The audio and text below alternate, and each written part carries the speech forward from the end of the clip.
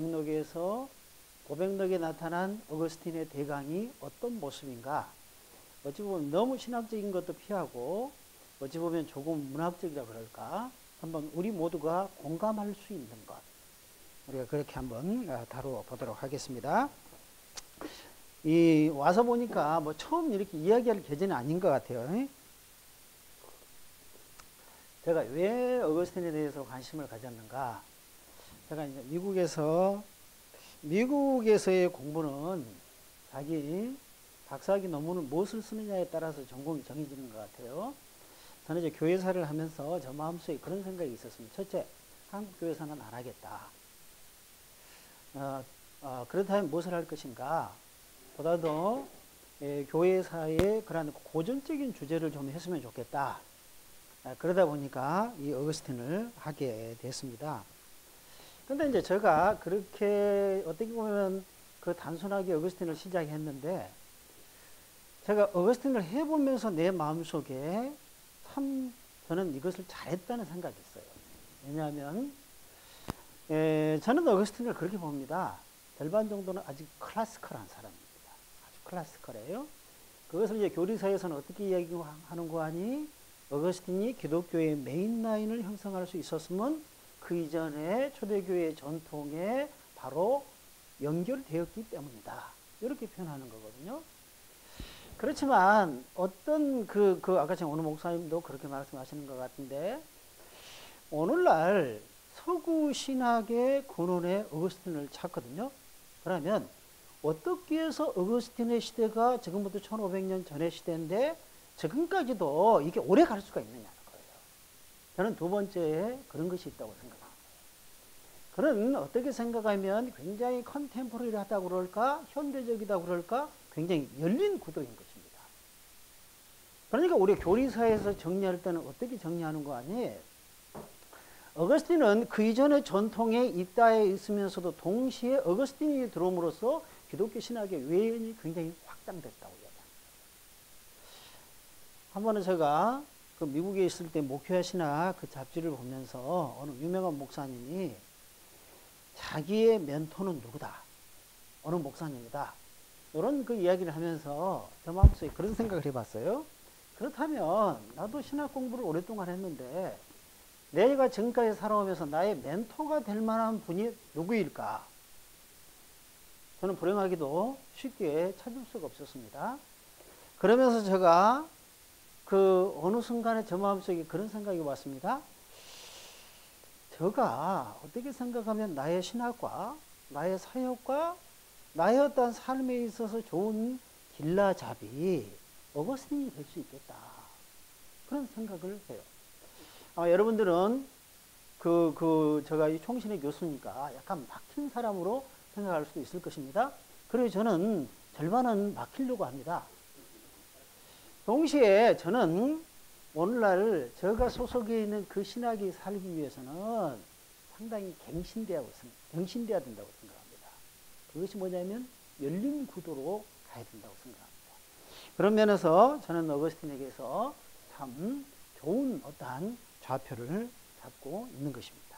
자, 그 다음에 이제 어거스틴에 관한 아주 기본적인 간단한 이 부분하고 그 다음에 우리 책으로 들어가도록 하겠습니다. 오늘날 어거스틴이라고 그러죠. 그러나 우리가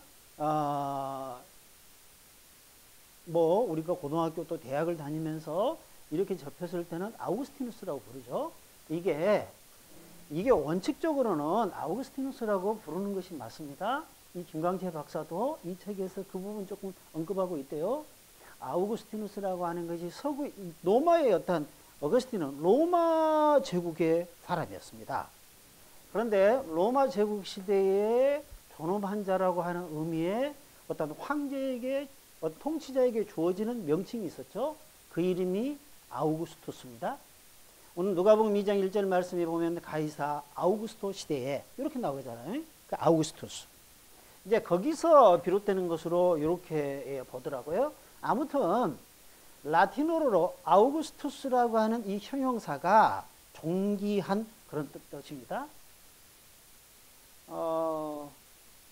당시에 로마 제국의 줄리어스 시저의 조카이자 양자라고 할 수 있는 가이우스 옥타비아누스가 BC 31년에 악티움 해전을 거치고 난 다음에 한 4년 정도 있다가 당시 언론에서는 BC 27년에 그에게 아우구스투스라고 하는 도노만자라고 하는 칭호를 하사하죠. 그리고 이제 얼마 있다가 로마는 공화정의 시대였는데 집단 지도체제를 형성하는 거죠. 그러다가 이제 제국의 시대로 가는 거죠.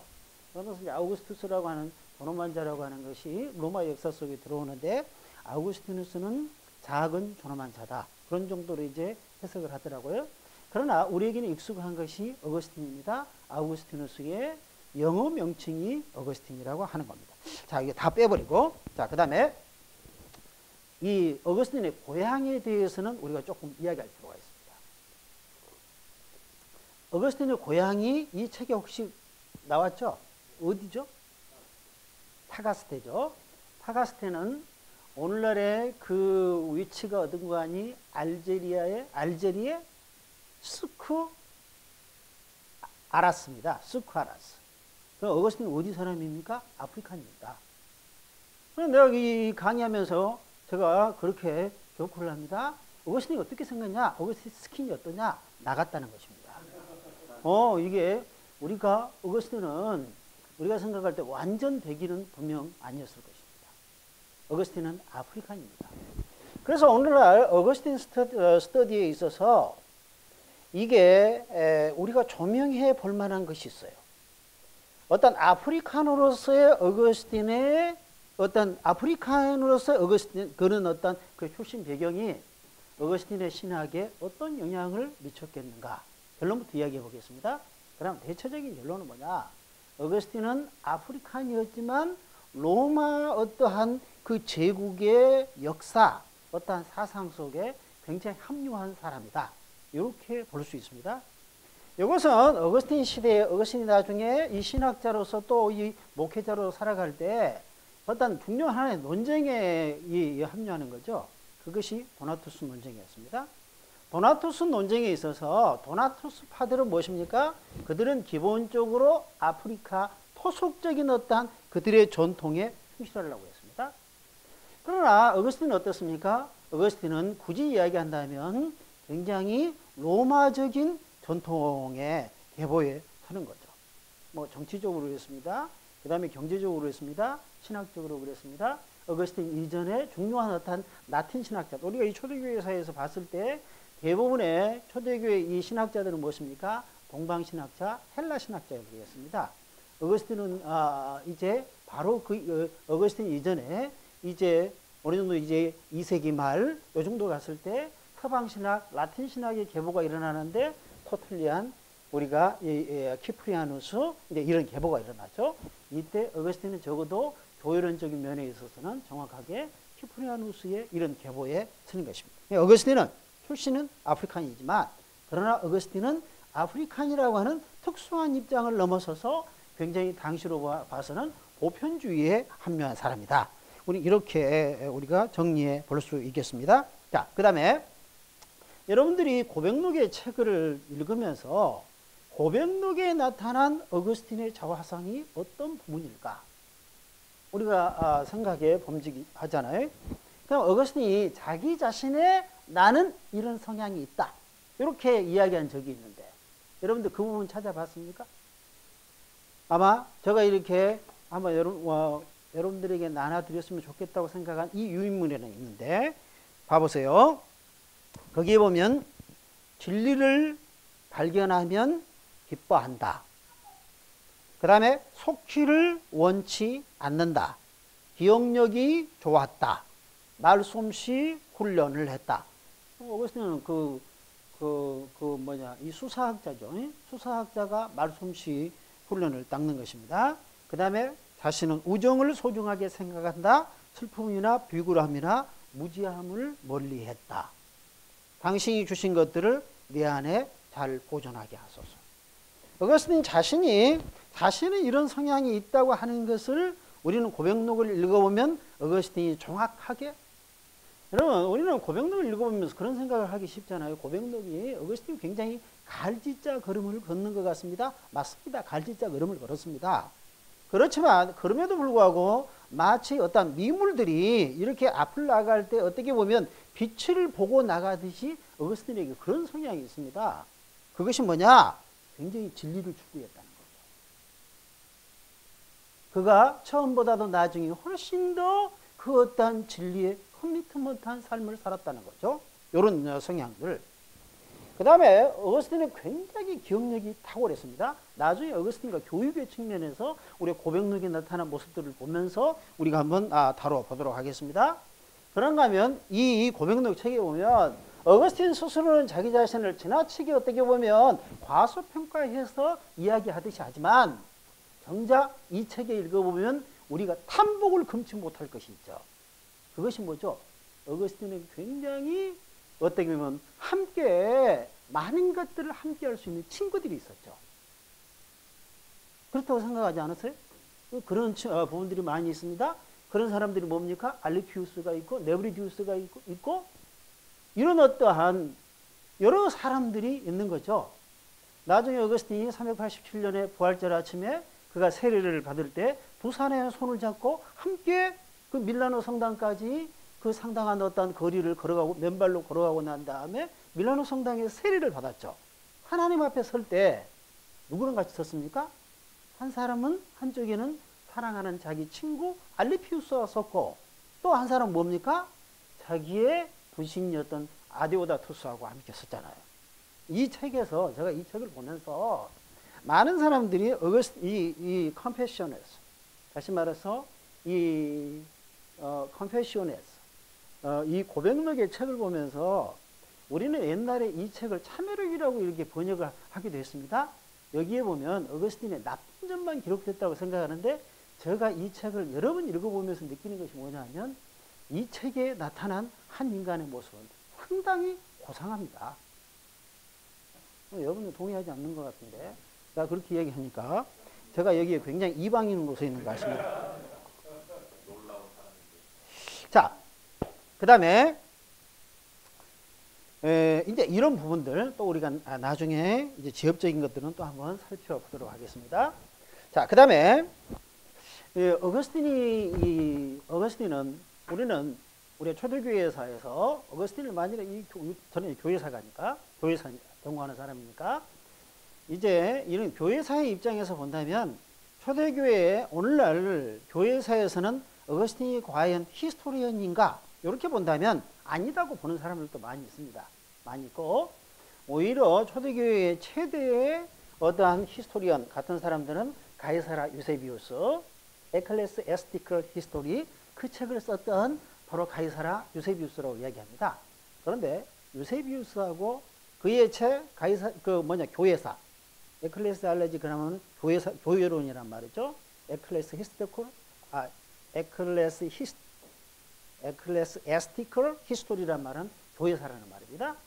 요 책에서 우리가 초대교회에 관한 많은 것들을 가져옵니다. 이 대단한 책입니다. 어떤 사람은 이건 가이사라 유세비우스 혼자 쓴 것이 아니다. 이렇게도 이야기할 정도로 방대한 자료를 가지고 쓴 책입니다. 그런데 가이사라 유세비우스하고 어거스틴하고 차이가 있습니다. 어떤 점이 차이가 있느냐? 가이사라 유세비우스도 대단하지만 가이사라 유세비우스는 그가 바빠지면서 이제는 저작이 나오지 않습니다. 어거스틴은 뭐냐? 징징 짜면서도 늘 어떻게 해서 굉장히 프로페셔널한 그런 저술가의 면모가 있다는 것입니다. 그래서 어거스틴의 당대는 한 100여 권의 책을 썼으리라고 생각합니다. 그 가운데 여러분 거기 봐보세요. 마그눔 오프스 에트 아르두스 요 말이라고 요 말이 이건 정성스럽게 썼던 대작이라는 말이에요. 이게 어거스틴의 그 100여 권의 작품 가운데 어거스틴 자신이 내가 가장 심혈을 기울여서 썼던 대작은 뭐냐? 불행하게도 이 고백록이 아니고 뭐냐? 바로 디스비타트 데이라고 하는 시리 오브 가드 신의 도성이라고 하는 책입니다. 물론 신의 도성을 읽어보면 도대체 어거스틴이 조금 전에 우리 목사님 말씀하신 대로 도대체 뭘 말하는지 이걸 잘 모르는 경우가 많지만 그러나 그 책입니다. 413년부터 426년 또는 427년까지 썼다고 하는 그 책 가장 대작으로 생각했습니다.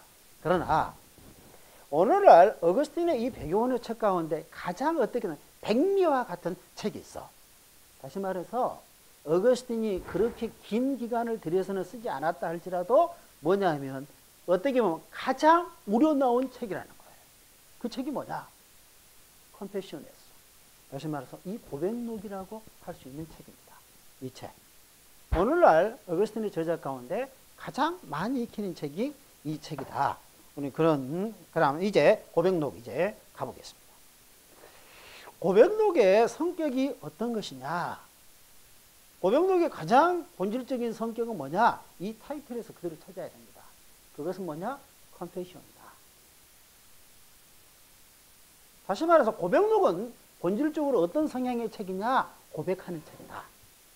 물론 우리가 이 고백록에서 이 책에서 그 용어는 자주 어떤 표현으로 나타납니까? 찬양한다. 이런 표현으로 그가 자기의 어떤 내면을 성찰하면서 하나님 앞에 고백하는 것은 실제로 이 책에서는 많은 부분이 찬양의 형태로 나타나요. 이게 이제 아무튼 그래서 이제 그렇다면 어거스틴이 이 자기 자신이 고백이라고 하는 용어를 어떻게 쓰느냐? 이거 뭐냐? 이를테면 시권 1장부터 한 5장 사이에 confession이라는 말이 무슨 말이냐? 이 말을 쓰고 있으니까 여러분들 그 부분 좀 더 읽어보면 좋겠습니다. 자, 그런데 이것은 아니다고 이야기할 수 있는 거죠. 그것은 뭐냐? 고백록이 참회록이라고 하는 그런 어떻게 생각하면 좁은 의미에서 생각하기는 좀 넘어서야 된다는 거죠. 또는 자서전도 아닐 수 있다는 거죠. 우리가 이런 생각 했으면 좋겠습니다. 그래서 오늘날 컨페셔네스를 어떻게 번역하면 좋을까? 오늘날은 대부분의 사람들이 이 책을 고백록이라고 한다. 우리가 생각했으면 좋겠습니다. 자, 그럼에도 불구하고 이렇게 어떻게 보면 굉장히 어거스틴이 썼던 많은 사람들이 한테 익히는 이러한 파퓰러한 책인 이 고백록이 실은 구조가 간단치 않다는 거예요. 어떤 사람들은 그렇게 얘기합니다. 이건 두 권이지 한 권이 아니라는 거예요. 뭐냐? 이게 전체가 13권으로 되어 있습니다. 그 가운데 1권부터 9권까지는 무엇입니까? 자기의 생애의 이야기들을 시간의 연대순으로 이렇게 하면서 이야기하고 있는 거죠. 그런 거죠? 여러분, 그렇습니다. 네. 그 다음에 11권부터 13권까지는 무엇입니까? 굉장히 어떻게 생각하면 형이상학적이고 어떻게 보면 신학적이고 어떻게 보면 교리적인 이야기들을 하고 있는 거죠. 그래서 이 두 개가 이렇게 합쳐 있는 것 같다. 이렇게 생각하지만 이게 이 당시 어떤 사람들은 이렇게 어떻게 설명하는가 하니 그 시대에 굉장히 이것이 당시에 이 사상가들의 저술가들의 하나의 성향이기도 했다는 것이죠. 굉장히 서로 밸런스의 것들을 함께 하면서 보다 더 어떻게 생각하면 디벨롭 시키고자 하는 성향이 있었다는 것이죠. 그래서 어거스틴도 그 시대의 사상적인 어떠한 경향으로 나타난 것이 아닌가 이렇게도 생각하는데 아무튼 어거스틴이 이 책을 하나로 묶었으니까 이제 이 책의 구조는 쉽게 말하면 그런 식으로 이야기할 수 있습니다. 1권부터 9권까지는 뭐냐? 그건 어거스틴이 과거의 이야기를 하고 있는 것이다. 그 다음에 10권은 뭐냐? 어거스틴이 현재의 자기 내면의 성찰을 드러낸 것이다. 그 다음에 11권부터 13권까지는 뭐냐? 그가 하나님 앞에 돌아오고 나서 어떻게 생각하면 그가 생각하는 여기에 이 이야기는 그러죠. 우리 어떤 기독교의 우리의 크리스천의 라이프에 대해서 본격적으로 이야기하고 있다. 어떻게 보면 가장 기독교의 신학의 근본적인 어떠한 의미들을 그가 추론하고 있지 않는가. 이렇게 이야기할 수 있습니다. 그래서 11권부터 13권까지는 미래적인 이야기를 하고 있는 것이다. 자, 그 다음 이제 목적과 요절에 대해서 이야기해 보겠습니다. 자, 여러분 우리가 1권 한번 봐보세요. 1권 첫 부분. 1권 첫 부분에 보면 이 고백록은 이게 한편으로 보면 쉽지 않은 책입니다. 왜 그러냐? 이건 어거스틴의 독특한 성향 때문에 그러는 것입니다. 어거스틴은 쉽게 말해서 토마스 아퀴나스가 아닙니다. 칼빈이 아닙니다. 이 두 사람들 카톨릭의 어떻게 보면 이 주축들과 같은 토마스 아퀴나스, 그런가 하면 적어도 우리 신학에서는 그럽니다. 종교개혁에 중요한 어떠한 이 신학자였던 요한 칼빈 같은 사람들은 특징이 있습니다. 이 사람들이 굉장히 시스테메릭했다는 것이죠. 체계적인 사람들입니다. 그러나 어거스틴은 어떠냐? 어거스틴은 도대체 종을 잡을 수가 없습니다. 요걸 읽어봐도 타픽은 이를테면 뭐 만이교에 대해서 이야기하고 있고 그러는데 어거스틴의 특징이 있습니다. 이것저것 다 건드려가는 거예요, 이게.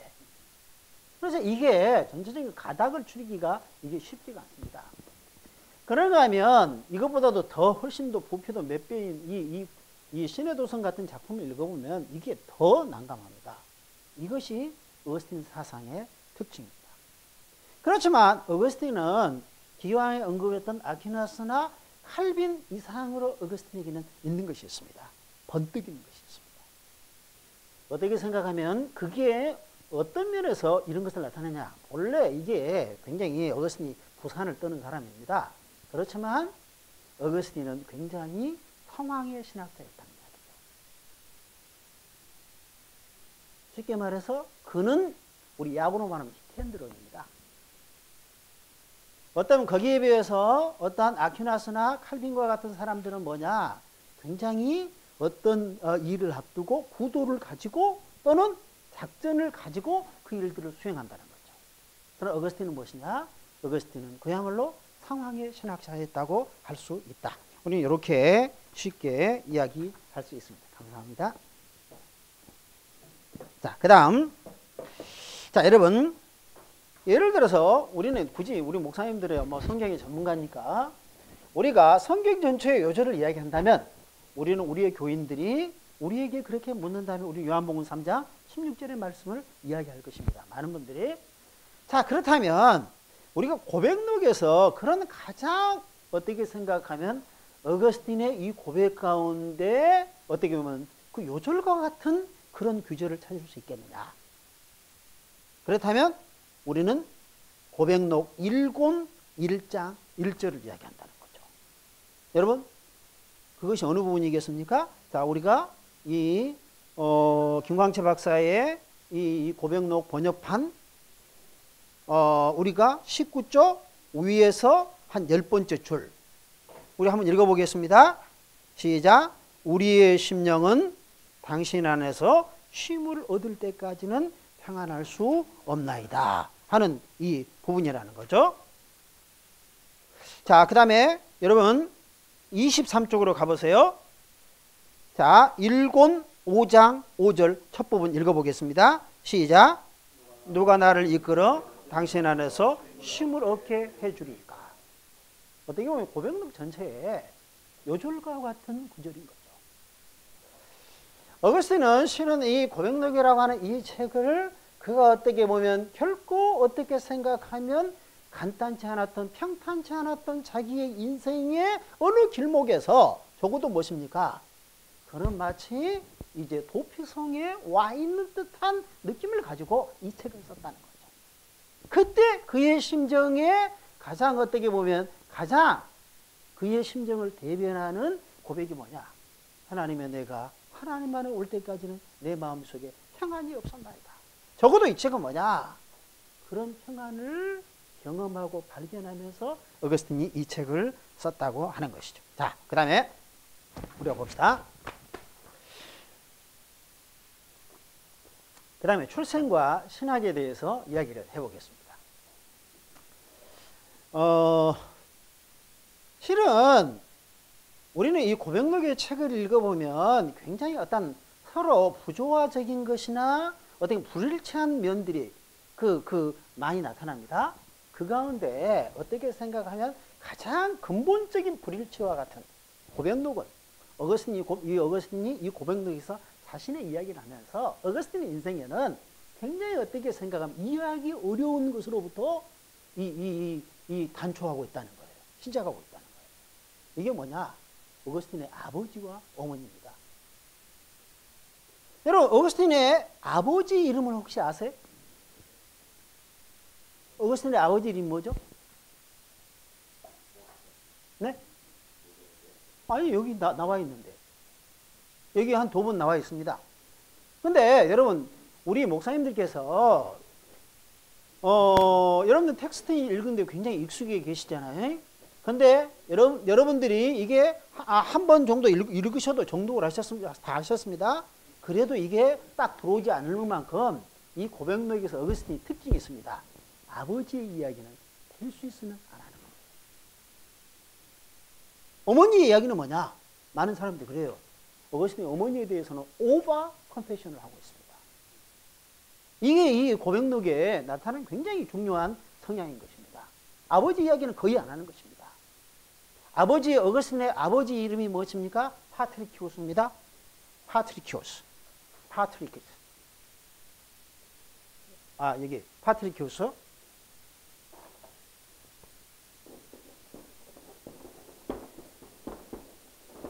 어거스틴의 아버지 이름은 파트리키오스입니다. 어거스틴의 어머니의 이름 우리가 모두 다 알죠? 왜? 너무 많이 이야기했으니까. 그 이름이 모니카입니다. 그러면 여기서 많은 사람들이 그렇게 오해하기도 합니다. 어거스틴의 어머니 모니카는 어떻게 보면 사람으로서 그럴 수 없을 정도로 완벽한, 어떻게 보면 어떤 인간형의 형태로 나타난다는 거예요. 파트리키오스는 뭐냐? 도대체 이게 이 어거스틴 그 아버지는 어머니에게 매질을 할 정도로 아주 어떡한 잔혹한 면도 가지고 있습니다. 그런가 하면 무엇입니까? 거의 대부분, 생애 대부분을 이교도로 살았습니다.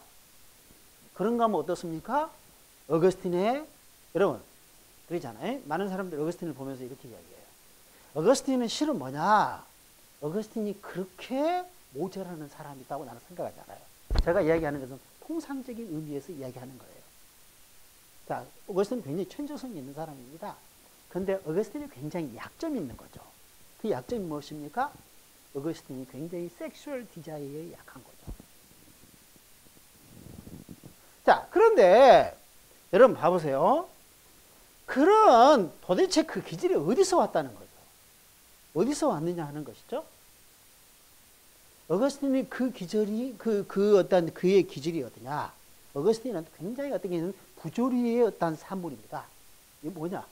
어거스틴 안에 굉장히 어떤 귀한 것도 있는가 하면 나중에 어거스틴이 그것을 신학적인 구도로 딱 정리하죠. 이것 때문에 어거스틴은 기독교의 어떤 신학의 역사 속에 주류신학자로 자리를 잡는 것입니다. 이것이 뭐냐? 죄와 원천이라고 하는 겁니다. 여러분, 여기에 우리 김승환 목사님이 저에게 그 이야기를 해주셨습니다. 교수님, 여기에 오신 목사님들은 모든 분들이 칼빈주의자인 것만 아닙니다. 알미니안 주의를 신봉하는 분들, 좋은 것이니까 감리교신학, 성결교신학, 순복음교회신학 다 알미니안이죠. 오히려 칼빈주의는 오히려 더 적은 것일 수도 있습니다. 아무튼 한국에서만 이러는데, 그러는데, 그렇지만 여러분, 기독교 신학에 있어서 굉장히 중요한 것이 재론에 대한 강조점이 어느 정도인가에 따라서 그 신학들의 이 어떤 보다 더 어떤 컨서버티브하고 리버럴한 그 어떤 온도차가 드러나는 것입니다. 어거스틴의 신학적인 구도는 딱 그래요. 죄와 원총이라는 거예요. 죄와 원총. 이럴 때 굉장히 흥미로운 사실은 뭐냐? 어거스틴에게 있어서 꼭 그런 식의 죄는 누가 대변하는 것 같습니까? 아버지가 대변하는 것 같습니다. 은총은 누가 대변하는 것 같습니다? 맞습니까? 어머니가 대변하는 것 같습니다. 이런 것들이 굉장히 흥미로운 구도로 나타나는 것입니다. 자, 우리 34쪽 한번 봐보세요. 34쪽. 이 책.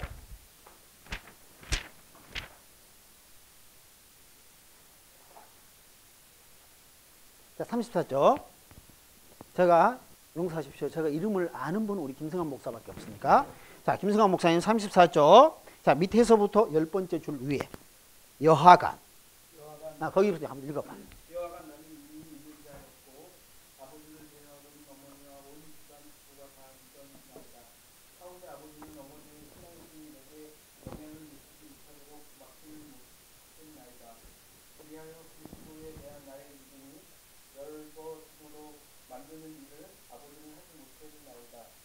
당시 아버지는